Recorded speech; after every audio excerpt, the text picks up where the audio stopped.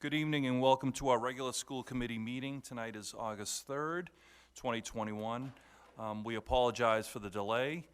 We had some technical difficulties, and I'd like to thank our Peabody Access Television group for taking care of that. Thank you, guys.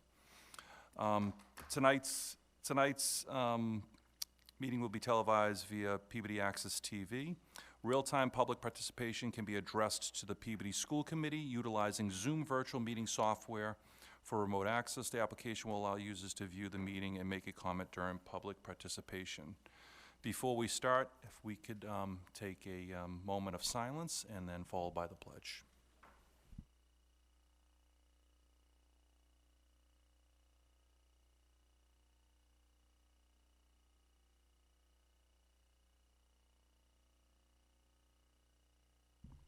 Thank you. Pledge allegiance to the flag of the United States of America and to the republic for which it stands, one nation, under God, indivisible, with liberty and justice for all.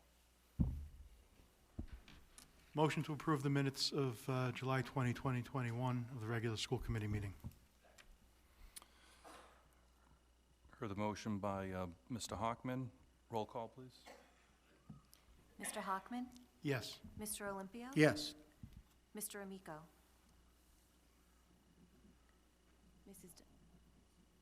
Mrs. Dunn? Yes. Mr. Arnottis? Yes. Oh, excuse me. Next, can we have an approval of bills, please? Yep. I'd like to make a motion to approve warrant number 4833 in the amount of $169,250.68 dated August 3rd, 2021, subject to audit. Second. Thank you. Motion made by Mr. Olympio for warrant number 4833 in the amount of $169,250.68, seconded by Mr. Hockman. Roll call vote, please. Mr. Hockman? Yes. Mr. Olympio? Yes. Mr. Amico? Mrs. Dunn? Yes. And Mr. Arnottis? Yes. I'd like to make a motion to approve warrant number 4834 in the amount of $92,516.44 dated August 3rd, 2021, subject to audit. Motion made by Mr. Olympio for Second. warrant. Oh, sorry. Motion made by Mr. Olympio for warrant number 4834 in the amount of $92,516.44, seconded by Mr. Hockman. Roll call vote, please. Mr. Hockman? Yes. Mr. Olympio? Yes. Mr. Amico? Mrs. Dunn? Yes. Mr. Arnottis? Yes. Great, thank you. Next up on the agenda is continued business, the Welch School MSBA project. Mrs. Dunn, thank you. Thank you, Mr. Chairman. We are having our regular Welch School Building Committee meeting next Thursday, August 12th at 9:30 a.m. That will also be broadcast on PATV for anyone who'd like to watch it. The topic at that meeting will be a presentation to the members of the schematic design that has been proposed for the Welch School project. And at that time, if it meets with the Welch Building Committee's approval, they will take a vote to submit that to the MSBA. As part of that process, we will be having a second special meeting of the school committee on Tuesday evening, August 14th at 7:30. And at that meeting, the school committee will receive the presentation regarding the proposed schematic design. And you will all be able to ask questions of the design team, of our OPM, and of the construction management team, so that you can have really great insight into the project. Then we will be taking a vote at that time of the school committee as to whether that design can be submitted to the MSBA. Together, those two votes are necessary to move the project forward, and at that point, if we are successful, and I hope we will be, on those two votes, then the design will be turned into the MSBA, where they will do their due diligence on the project, and we will hear in November as to whether they agree with that schematic design. During that time, they will probably communicate back and forth with the OPM and the design team regarding various aspects of the submission. They do that with all of the projects, and then they take a final vote after all their questions have been answered, and it goes before the MSBA board. So we're moving right along. I think the school committee members, I can't wait for you to see the project. It's really coming along very, very well. It's a great design because it's being done for programmatic needs at the Welch School, and that's really important. And it's going to make it so much better for the students and faculty at the Welch, but also to be able to lead the way for other projects regarding some of the things that are going into that building, like a trauma center, security measures. It's just such a nice upgrade that it really will make a very good difference for all of our schools, because it is showing some of the possibilities that can be done as we modernize. So thank you. I hope you can all make it to that meeting. And again, that special school committee meeting will be broadcast as well. Thank you, Ms. Dunn. And that meeting is August 17th, Tuesday, August 17th? Yes. At 7:30 It's PM? 7:30. Right here at the Higgins? Yes. Great, thank you. Okay. Anyone have any questions for Ms. Dunn? Seeing none? Thank you, Ms. Dunn. Appreciate your thank you. hard work on that. That moves us into the superintendent's report. So, Dr. Vidala, thank you. Thank you, Mr. Miko. 3 items on the superintendent's report tonight. Important dates for back to school. Believe it or not, we are in August, and we're 4 short weeks away from the start of school. We have some planning that we've been doing for our full return to in-person learning, and some health and safety updates. We just got some information from the Department of Elementary and Secondary Education, as well as the Mass Department of Public Health. So some important back-to-school dates that we would like to share with everyone. Kindergarten registration is currently open. We are accepting enrollments for all new kindergartners who are age 5, living in Peabody. And we have a parent information center at the Higgins School, as well as our online applications, and you can call our central office. So all of that information can be found on the Peabody Public Schools website. We are excited the start of fall sports is upon us again. August 20th is the first day for football. Conditioning begins August 20th. August 23rd for all of the sports is the first day of practice. We're excited to welcome our teachers back August 24th, 25th, and 26th for their professional development days. And the first day of school this year is August 30th for grades 1 through 12. And we'll do kindergarten screenings that week and welcome our pre-K and kindergarten students the following Wednesday on September 8th. We have some back-to-school nights that we would like to share. We'll be doing freshman orientation on August 23rd, and we're looking at the option this year of providing a night option as well for parents who are working during the day, that they can come with their students. So that's an exciting time for that. We'll be doing kindergarten screenings on August 31st, September 1st, and then a makeup on September 2nd. We're also looking at each school will be doing a kindergarten open house, and principals will be reaching out around September 2nd to get the kindergartners in. One change to the calendar that I'd like to run by the committee is the high school open house is typically done in October. It's something that's done the second week. And Mr. Magno and the administrative team at the high school would like to move that up, knowing that a lot of people were not in the buildings and did not have access to the buildings last year. They'd like to welcome families in on September 9th and bring them in right at the start of school and welcome them in. And they can do another event later in the year as well, but they felt like it was important to welcome families in, bring the students in, to get them acclimated to the schools as people haven't been there. So as long as there's no objections from the committee, they'd like to move that from October 14th to September 9th, and we'll make sure that we communicate that effectively to everyone. Yep, and then our elementary parent orientations are September 13th and 14th, so if you are a family at the Brown School, Burke School, or West School, September 13th will be your day. At the Center, South, Carroll, McCarthy, and Welch, you'll have the parent open house or parent orientation on September 14th. And our principals will share this via email. Our teachers will share this with families as well. And then the Higgins, September 15th, will be their parent orientation. So a lot of good back-to-school nights during the month of September, but we wanted to start putting that on people's radar as the start of school is right around the corner. So thinking about our return to school, I want to go back to last year when we began. I presented my entry plan. So for the first year, we focused on building relationships, meeting with the school committee, our internal stakeholders being the teachers and students and parents, as well as our external stakeholders of our community members and the organizations that we partner with, which we really have a lot.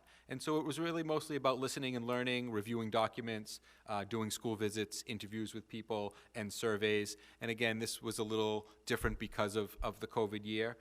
And we had a focus on continuous improvement and planning for that. So doing some analysis of the strategic plan and doing our district SMART goals that we reviewed throughout the year. So our next steps in the coming weeks, I'll be sharing with the committee and with the families a comprehensive report of entry findings. So everything that we learned this year through talking to our families and our teachers and our staff and our students, doing an analysis of all the information that we have, compiling it together, and then making recommendations for the district goals as we enter this year.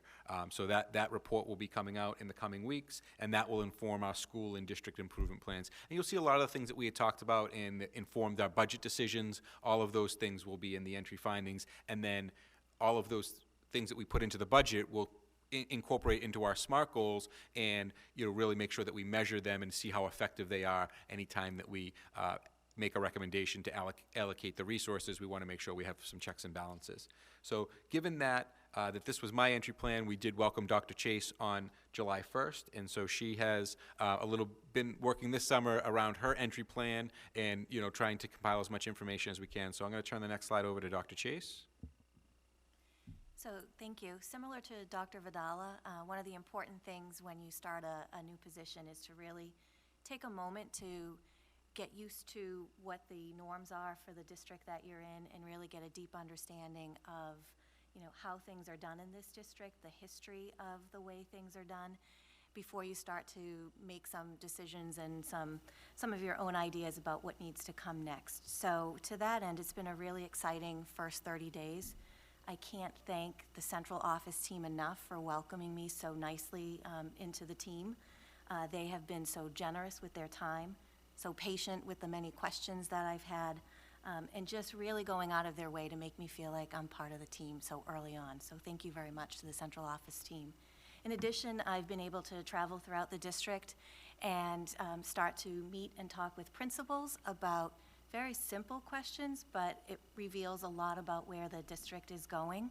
And so some of the common themes that have come out as I've spoken with principals over the past couple of weeks have been a lot of pride in the work that's been done to date, really a sense of a positive culture among the school teams and being able to work together, and especially during the pandemic where they had to rely on one another and support each other through the pandemic.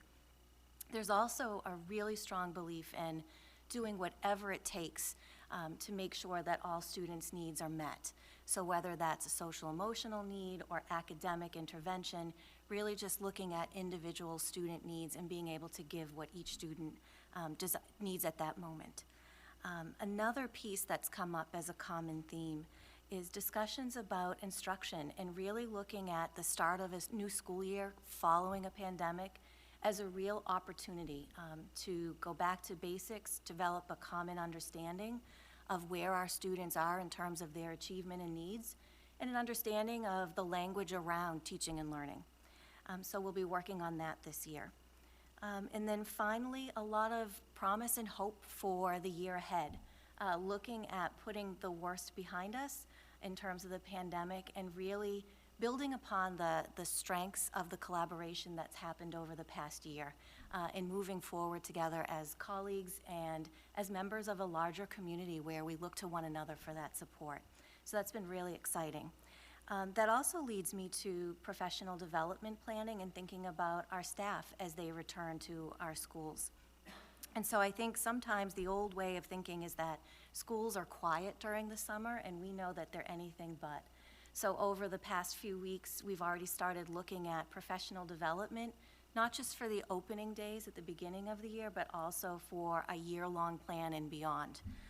So some of the things that have come up with that is this idea of the opportunity for in-person collaboration. So Zoom was a great tool during school closures and during the pandemic in general, but there's something special about being able to come together and look at student work, look at common ideas, and come to some understanding about engaging in that dialogue. Also recognizing that this is a multi-tiered approach to meeting staff and student needs, that in addition to academics and where our students are academically, we also have to think about where they are socially and emotionally, and being able to understand the needs of both adults and the children that we work with. So in the beginning of the school year, we'll be looking at building some opportunities for teacher leadership. So we have 25+ individuals at the elementary level who have stepped up and said that teacher leadership is something that they're interested in and willing to take on. And from that has come the idea of curriculum facilitators. So they'll be engaging in some training over the summer, 3 days of intense training, and then using their knowledge to go forward and lead their building grade level teams. In addition to that, we also have some strong partnerships with some outside organizations that will be helping us throughout the year. So just to mention a couple of those, we have the Great Schools Partnership, Mastery Connect, which is a platform that allows for an in-depth look at student data and understanding what kids need at particular touch points throughout the year. And then working with the Center for Collaborative Education and then Teachers 21 as well. And that's mostly focused at the high school level. So there'll be more to come in the coming months, but that's just a snapshot of what's been happening to date. Thank you. Great, thank you, Dr. Chase. And I think, you know, as we've really taken a deep dive this summer into planning the start of the school year, getting back in, the one thing on everyone's mind is the health and safety update, right? And I think, you know, as we go, we're planning on making sure we return to full in-person. We're very happy that we have the virtual option for our families. We're one of only 6 districts in the Commonwealth. And on Friday, we got new guidance from our Department of Education as well as the Mass Department of Public Health. And we know that over the next 4 weeks prior to the start of school, things may change and we need to be flexible and we need to be adaptive as we were last year. But I was very encouraged with the commissioners and the governor's recommendations moving forward. You know, the CDC came out with some pretty strong language, and, you know, we were told at the local level that is federal guidance and that we really need to make sure that we're looking at local metrics in order to make our decisions. And so we'll be having a meeting in the coming weeks with Sharon Cameron and our health department to get further guidance, but I wanted to share this as it came out Friday. So this is from DESE and the Department of Public Health, and so they started with mask guidance. And so DESE and Department of Public Health right now are strongly recommending that students in grades K through 6 wear masks when indoors. They strongly recommend that unvaccinated students in grades 7+ wear masks. They also recommend that vaccinated students remain unmasked and that any child or family who prefers to wear a mask should be supported to do so. And something that was new that came out, and we did talk to our transportation department, by the federal public health order, all students and staff will be required to wear masks on school buses at this time. So anyone riding our transportation staff or students will be required to wear masks, and all students and staff must wear masks in school health offices. So there's a lot of information there to digest, and I think at this time we're not ready to make any policy decisions, but over the summer, we had optional masks in our schools. It has been working well. We have allowed families to make that decision. As we move into bigger class size and more students in school for a longer period of time, we will work with our public health department. But right now, I feel comfortable following the recommendation of DESE and the Department of Public Health in terms of, you know, we can make recommendations, but right now at this time, we're not making strict requirements or you know, we're not forcing anyone to make that decision right now. So we have one other slide, but I know that the mask thing is a big piece, so I'd like to pause and bring this up to the committee. I will say that right now, I'm very happy with how the summer program is going, and it's going very well, giving people some options. And, you know, I'd like to continue to work with our public health department and follow these recommendations. At this time, I don't think that we should have any stronger or less restrictive guidance than what we currently have, and I think we really need to see how things happen over the next couple weeks and work with our public health department before we make any policy decisions. Great, thank you, Dr. Vidala. Does anyone have any questions for Dr. Vidala or Dr. Chase? Ms. Dunn? Thank you. Dr. Vidala, I would like to ask if we could invite Sharon Cameron to come to a school committee meeting to help work with us on the plans regarding the mask, all of the requirements to go with the COVID situation. Yes, absolutely. And I have a meeting scheduled with Sharon Cameron and with Brenda Wolf, the school nurse leader, because I think it's very important as we continue to track our local data, vaccination rates and positivity rates and hospitalizations. We want to make sure that we're looking at our local data to make those informed decisions. But I think inviting Sharon and/or Brenda to come to the next meeting would be very helpful for the committee. That would be great. Thank you. Great, thank you. Mr. Hockman, please. Thank you, Dr. Chase, for your report, and Dr. Vidala for your report, and the Commissioner or Desi for their recommendations, which I'm not sure I understand, but I don't think I've understood them throughout. I agree with Ms. Dunn. I'd love to hear from Ms. Cameron. She's been a vital resource to all of us, not only in the school department, but in the city of Peabody throughout the pandemic. I can tell you, as we're sitting here, unless things change, and I agree with Dr. Vidala that we need to be fluid with this, and I think as a committee, we have been fluid with this, but unless things change dramatically between now and the end of the month when we start school, I really don't see any need to strongly recommend students in grades K to 6 when they're indoors to be wearing masks. As far as I understand, all staff members have had access to vaccination, and those who choose to be vaccinated probably have been by now, and those that choose not to be probably won't be by the end of this month, and that's fine. I just don't understand the need for students K to 6 to be vaccinated. Same with students grades K to 7 plus who are unvaccinated.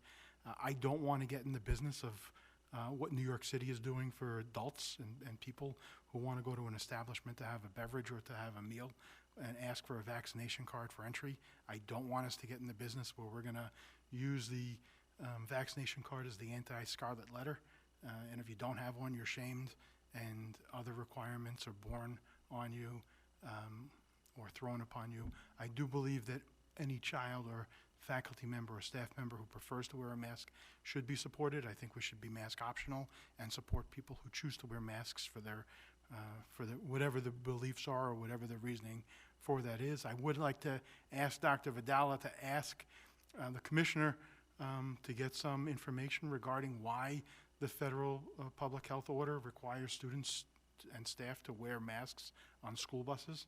I don't understand that, so if you can please get us some information on that so we can understand whether we should adhere to that protocol but not other federal protocols. I'd like to know for our next meeting. It's up there, so I just went through them bullet by bullet and appreciate the courtesy of the committee giving me the time to talk. Thank you, Mr. Hockman. I think we could maybe pause for a second here and think about maybe some dates. I know we have a meeting on August 17th for the Welch School building. We may not have everyone in attendance for that, but we should have a quorum, which would be great. Would anyone be opposed if we set up a meeting for maybe August 24th? I think that brings us closer to the beginning of the school year, gives us 3 weeks, 3 more weeks of data, 3 more weeks of, Ms. Cameron doing her thing and Ms. Wolf doing her thing, with public health, and maybe we can have some more concrete details at that point and have them come to that meeting on the 24th. So if there's no opposition, why don't we schedule a meeting for August 24th at, say, 7 o'clock here at the Higgins? Is that okay? Okay. All right. And does anyone else have any questions for Ms. Chase, Dr. Chase or Dr. Vidala? Ms. Dunn, go ahead. Thank you. I had one. This is back to Dr. Vidala's report, and thank you both for your reports. I appreciate them. Dr. Vidala, at the end of your report, you were mentioning about, the school and district plans. Could you give us a list of the school council members for each of the schools? And also, I think that there is some really helpful guidance from DESE. Trying to think think of where I read it, but it's like a packet that the school council members could be given so that they can understand their role, their responsibilities and everything. And it might be a good way to start the year off for them as well, because I think a lot of the councils have kind of been changed. And of course, last year, they couldn't meet in person or anything. So it might be a good thing to start off with that guidance and just to give them some professional development. I think that's a great idea, and what we'll do too is we'll include a slide in the school improvement plans with a list of those school council, and we'll present those the first meeting in October is typically when we present the school improvement plans, and so I'll make sure that they include a list of the school councils. That gives them that first month of school to really make sure that they are able to recruit and retain their committee members. Yep, okay, thank you. And so, and just the last slide I do have is, health and safety. Masks is one piece of it, but it's a bigger piece to things, and we want to make sure that we're still providing as much resources as possible. So we will continue COVID testing. Last year we had the testing. It was very successful here at the Higgins. We'll work with our health department to continue to offer that COVID-19 testing and make sure that people have access to that. The contact tracing and quarantine protocols. We are expecting some more information, which I'll be able to share on the 24th about that new version. So they have a document called Protocols for Responding to COVID-19 Scenarios, and that's on the DESE website, and they'll be updating that in the next week or so. Vaccinated students will be exempt from quarantine. So if you are a close contact and you have a vaccine, you will not have to quarantine. There's another option as well for younger students or students who are not vaccinated that they're going to give us more information, and it's possibly called a test and stay option. So if you were identified as a close contact, you could opt to do the Buy Next Now swab 5 days in a row, and if you swab negative on the rapid test, then you would not have to quarantine either. So we're interested in seeing some of that, but we want to provide as many options to keep kids in school and not have kids quarantined for extended periods like they had to last year. So as that guidance comes out, we'll be able to see if there are multiple options for people to avoid having to quarantine at home and making sure that we follow those. In the spring, we offered some in-school vaccination clinics to those families that opted to do so. We are working with the Public Health Department. They do have the vaccination van that goes around the mobile vaccination site, and we'll be looking to, again, host free vaccine clinics potentially in our schools during the month of September if any families are interested in receiving a vaccine similar to what we've done with flu clinics and other things like that. We would like to provide that option to our families. So. That was a pretty short superintendent's report. Any other questions on this, or I'll conclude my report for this evening. Thank you, Dr. Vidal, and thank you, Dr. Chase, for your reports. Next up is public participation. Dr. Vidal, do we have any? So we have 2 attendees in the meeting. If either one of them would like to participate, they can raise their hand, and we will bring them into the meeting.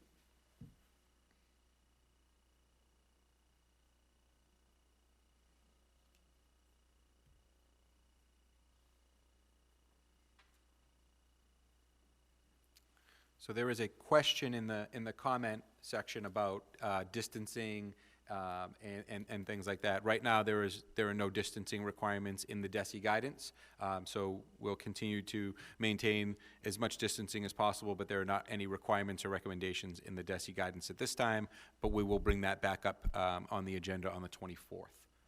But other than that, I'm not seeing any verbal comment from public participation, so if you'd like to move on. Great, thank you, Dr. Vidala. Under written communications, we have a couple. First one, there was a press release from Commissioner Riley regarding mask guidance in your packets. And secondly, grant notification from Simon Youth Foundation to PLA in the amount of $3,293. So those are in there. Yep, and so on that one, that's just a notification that we're eligible for that, so we still have to apply for it and then receive. But it was an exciting notice, and it's something that they are eligible for each year. They apply for it, and they talk about what expansion programs they can do for the students at PLA, and usually they do something very creative. So I wanted to just put it on our notice that we are eligible for that funding again, and when we apply for it and get the grant, then we'll bring it back and do a letter of gratitude.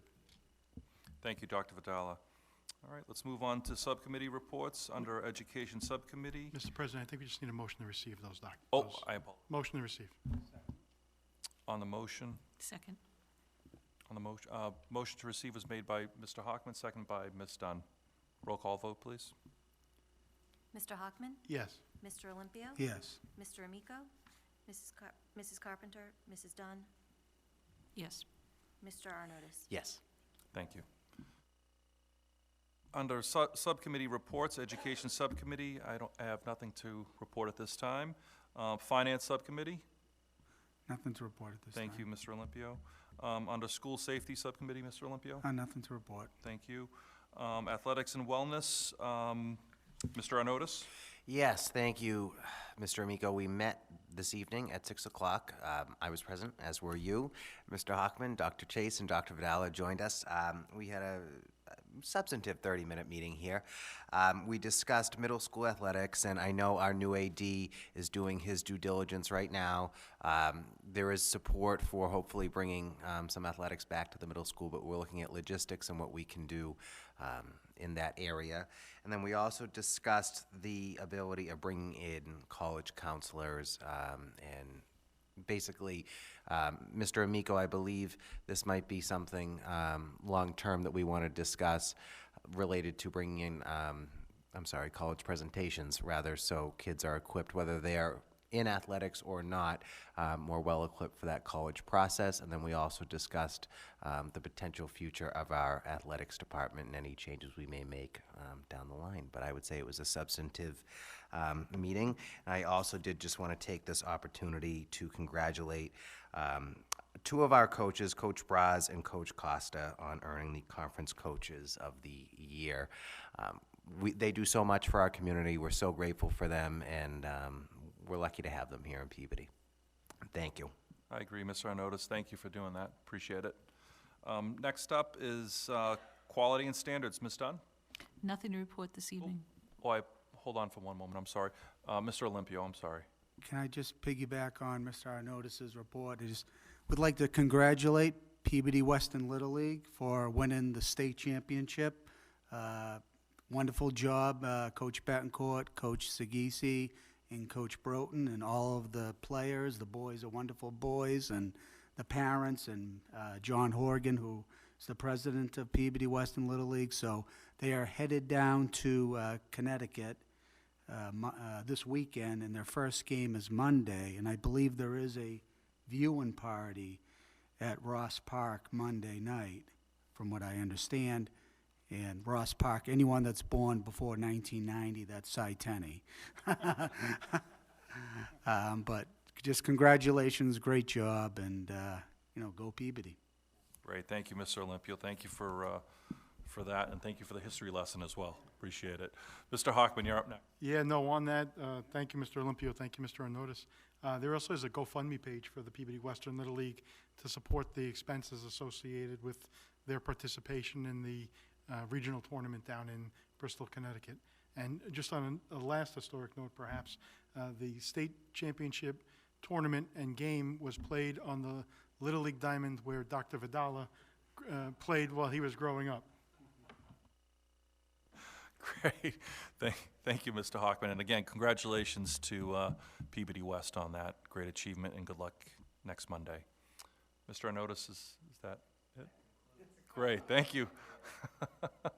It seems like all your subcommittee reports are really long lately, huh? No? Great job.